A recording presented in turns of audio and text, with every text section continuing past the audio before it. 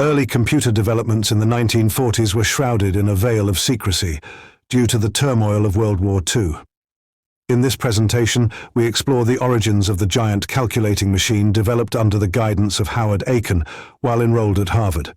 IBM agreed to build Aiken's first machine in March 1939, just 6 months before the beginning of the war, and 2 years before the US joined the Allies in December 1941. By 1944, IBM had donated the machine to Harvard, and Aiken, already called into Navy active service, was appointed director of Harvard's secret computation lab, producing calculations for the Navy's defense operations. The first machine was followed by 3 others.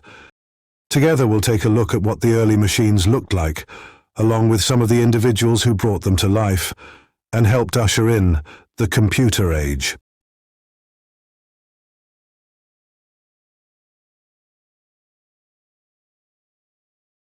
American physicist and computer pioneer Howard Aiken is best known for his work in the design and development of 4 large-scale calculating machines from 1939 to 1952.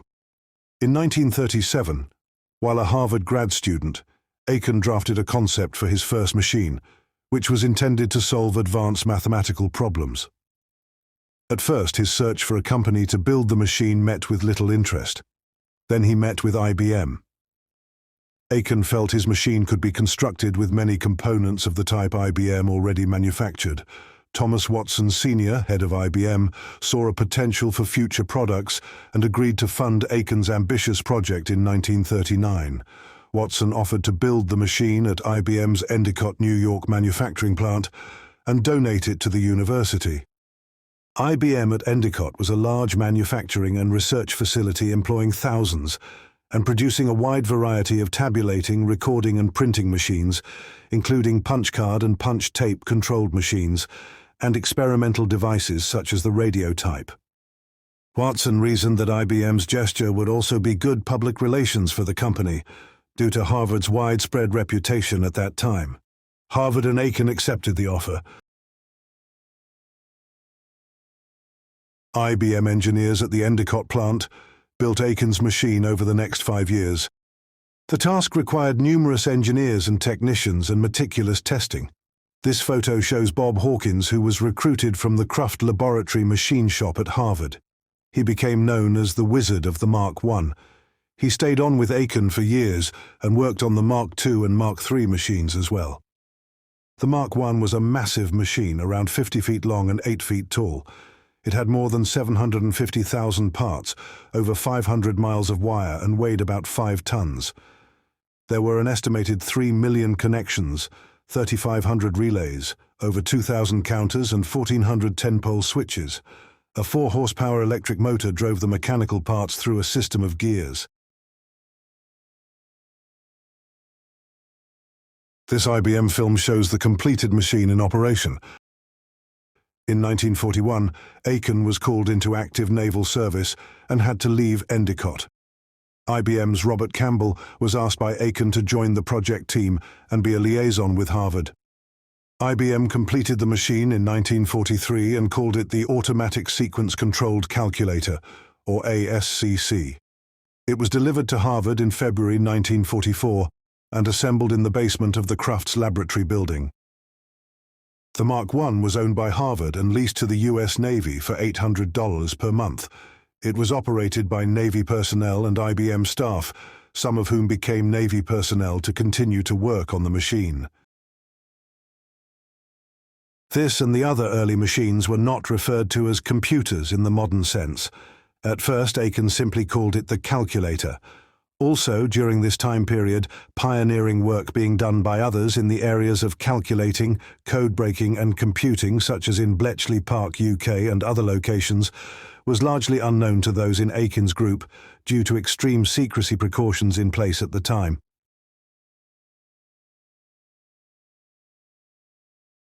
In 1944, Aiken was reassigned to Cambridge and returned to oversee the machine. He was joined by Navy Lieutenant Grace Hopper, who was assigned to work with Aiken at the Harvard Computation Laboratory. Grace Hopper became his most valuable deputy and member of the project team in its refinement and operation. Grace Hopper's contributions to this and other computer projects became legendary in years to come. Soon, the scope of her work in the pioneering field of computers greatly expanded beyond the confines of Harvard. This photo of Aiken and Hopper was published in the Christian Science Monitor in March 1946. That issue had a full page devoted to new computing devices under development, including the ENIAC and an MIT machine. Grace Hopper wrote the operating manual for the Mark I and stayed on at Harvard to work with Aiken on the Mark II and Mark III machines. She later left Harvard to work for the Eckert-Mauchly Computer Corporation as a senior mathematician on the UNIVAC machines. She developed the A0 system, which translated mathematical code into machine-readable code. She developed the first English-like data processing language, Flow-matic, which led to more advanced languages. When Remington Rand purchased the company, she was promoted to Director of Automatic Computing. The basement of the Cruft Laboratory was chosen as the location for the Mark I when it was transferred from IBM. The building was constructed in 1915 and used as a Navy school for radio electricians, and the study of high-voltage, high-frequency electrical phenomena and other projects. It was set up in the old battery room in the basement. Access to the facility was restricted to approved personnel only. Later, a new building would be provided for the formal computation laboratory, run by Aiken.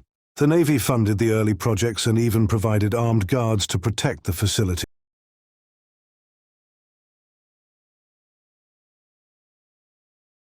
Formal dedication of IBM's Automatic Sequence-Controlled Calculator, or Mark I, to Harvard University took place on August 7, 1944.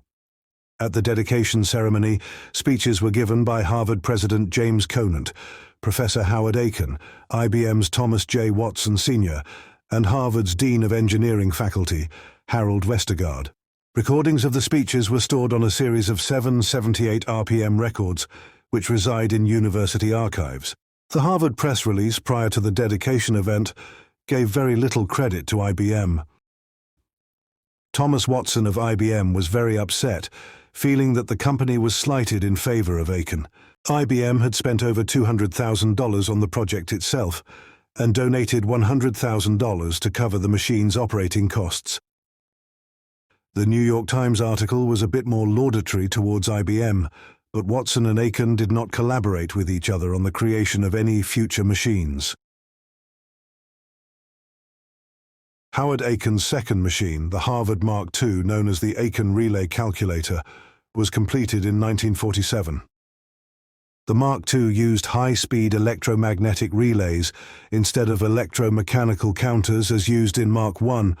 The Mark II was also twice as large as the Mark I, requiring 4,000 feet of floor space, and was more than 8 times faster. In addition to Aiken, Hopper, and Campbell, other key individuals involved in the Mark II included Fred Miller, Robert Wilkins, and Ed Berkeley. Ed Berkeley became known later for his book, Giant Brains or Machines That Think, published in 1949, which introduced the general public to the new world of digital computers. The Mark II construction team supervisor was William Porter, who had also supervised the Navy staff on Mark I. The Mark II was constructed in the old Gordon Mackay building, located, as this map shows, about 2 blocks from the Harvard Cruft Laboratory on Oxford Street. The machine was moved to Dahlgren Naval Proving Ground in Virginia in February of 1948. Howard Aiken's Mark III magnetic drum calculator, also known as the ADEC, for Aiken-Dahlgren electronic calculator, was partially electronic and partially electromechanical. It was also built at the Harvard Computation Laboratory for the U.S. Navy. The Mark III used 5,000 vacuum tubes, 1,500 crystal diodes, 1,500 relays, as well as magnetic tape and magnetic drum storage. It weighed about 10 tons. The Mark III was finished in September 1949 and delivered to the U.S. Naval Proving Ground at Dahlgren, Virginia, in March 1950. Like the Mark I and Mark II, it was a one-of-a-kind computer, and no others like it were made. Unfortunately, the Mark III demonstrated some accuracy issues and did not live up to its reliability expectations. Its technology was superseded by the Mark IV, which was fully electronic.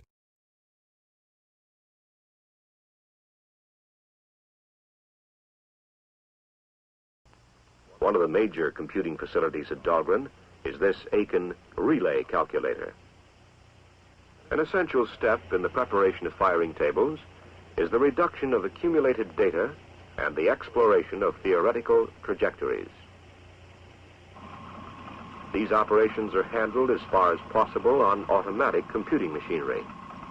This equipment was initially intended for the extensive computation involved in the solution of ordnance problems.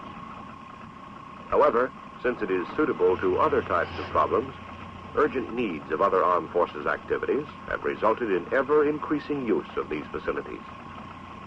The addition of the electronic calculator, Mark III, has greatly advanced the capabilities of existing computing facilities. The speed and accuracy with which these machines solve complex problems is demonstrated by the fact that these 10 people must work almost an hour to complete computation which this machine can accomplish in less than 1 second. These large-scale calculating machines, together with the staff of mathematicians and electronic engineers, form the principal computation laboratory of the Bureau of Ordnance.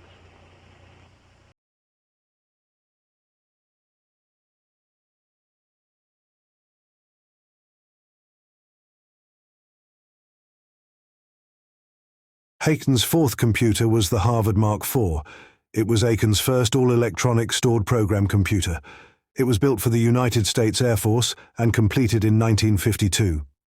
It used 4,000 vacuum tubes, magnetic drum storage, numerous crystal rectifiers, magnetic tape, and 230 registers of ferrite magnetic core memory. It cost about $400,000 and was estimated to be about 250 times faster than the Mark I. It was the last in the line of Aiken's Harvard computing machines, and it operated at Harvard for over 6 years.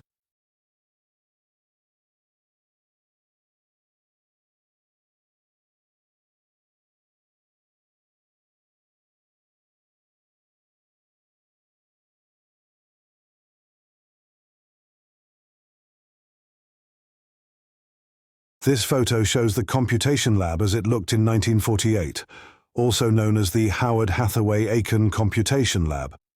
This building was demolished in 1997 to make room for the modern Maxwell Dworking Lab, named after the mothers of the new building's donors, Bill Gates and Stephen A. Ballmer. It was designed to house computer science and electrical engineering. The word laboratory was kept in recognition of the former Howard Aiken Lab and its extensive role in the story of computer history.